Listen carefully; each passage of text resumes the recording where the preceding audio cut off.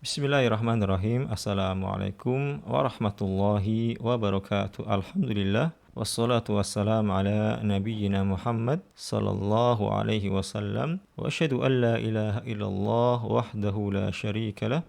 Wa asyhadu anna Muhammadan abduhu wa rasuluhu amma ba'd. Teman-teman yang semoga dirahmati Allah Ta'ala, insyaallah pada pertemuan kali ini kita akan melanjutkan pembahasan kitab fikih, kitab Ahsar al-Muhtasarat. Dan kemarin kita sudah membahas tentang pembagian air yang kedua, yaitu air yang thahir. Dan insyaallah pada pertemuan kali ini kita akan membahas air yang najis. Naam. Berkata penulis rahimahullah ta'ala, athalithu najisun. Pembagian yang ketiga dalam pembagian air adalah air najis. Lalu apa hukumnya? Hukum menggunakan air najis tersebut. Maka di sini penulis rahimahullah ta'ala melanjutkan, wa yahrumu isti'maluhu mutlaqan, dan haram menggunakan air tersebut secara mutlak. Syekh Ahmad Al-Quaimi hafidhahullah ta'ala memberikan ta'alik bahwa beliau mengatakan fil ibadat wa ghairiha, yang dipergunakan dalam masalah ibadah ataupun yang lainnya. Tidak diperbolehkan kita menggunakan air najis tersebut illa lidzarurah, kata beliau, kecuali dalam keadaan darurat. Maka sesuai dengan kaidah ad-daruratu tubihul mahdurat, yang namanya keadaan darurat itu bisa membolehkan sesuatu yang haram. Naam. Dan berkata penulis rahimahullah ta'ala, wa huwa ma taghayyara binajasatin fi ghairi mahallit tadhhir. Lalu apa sih dhabit dari air yang najis tersebut? Beliau mengatakan air yang najis adalah ma taghayyara binajasatin, air yang berubah, entah itu warnanya, entah itu baunya, entah itu rasanya, binajasatin, dengan sesuatu zat najis, fi ghairi mahallit tathhir, kecuali pada tempat pensucian. Maksudnya bagaimana? Maksudnya ketika tangan kita terkena najis, lalu kita mau membersihkan, air yang menempel pada tangan kita yang terkena najis tersebut itu belum dalam keadaan najis sampai air tersebut jatuh, sampai air tersebut menetes. Tetesan inilah yang dihukumi sebagai air najis. Alasannya kenapa? Kalau seandainya air tersebut ketika menempel pada tempat yang disucikan tersebut dan dihukumi najis, otomatis dia akan nggak akan hilang najisnya, karena sekali kena najis. Maka di sini disebutkan fi ghairi mahallit tadhhir. Air yang disebut bahwa air itu najis itu ketika airnya sudah jatuh atau menetes. Itu yang dihukumi sebagai air najis. Aulaqaha fi ghairihi wa huwa yasir, atau air yang sedikit terkena najis.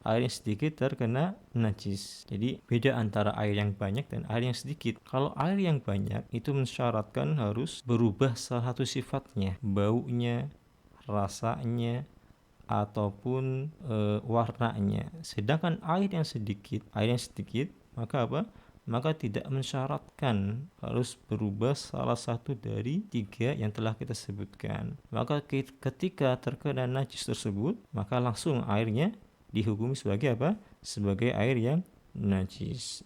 Wal jari karrakid. Air yang mengalir itu sebagaimana air yang tergenang. Maksudnya bagaimana? Maksudnya itu sama antara banyak dan sedikitnya.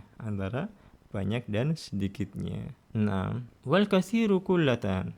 Di sini beliau rahimahullah taala ingin menjelaskan kepada kita berapa sih air yang disebut air yang banyak. Maka beliau mengatakan al katsir kullatan, 2 kullah. Air yang banyak adalah 2 kullah. Wa huma mi'atu ritlin wa sab'atu